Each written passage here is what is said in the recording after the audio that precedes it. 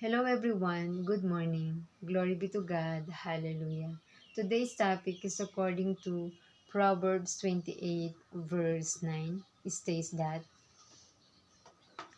He that turneth away his ear from hearing the law, even his prayer shall be abomination. It means God will not answer your prayer if you are not hearing His words and obey His words that written in the Bible, or even listening to the pastor, evangelists,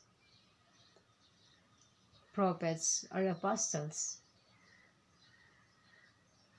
Very important, we must obey and hear His word so that our prayer will be answered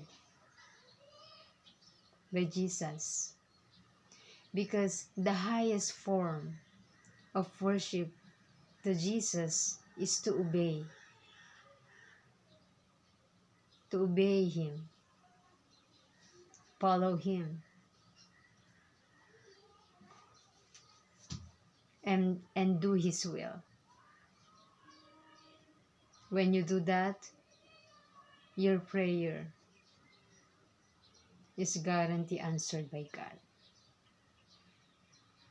So, first,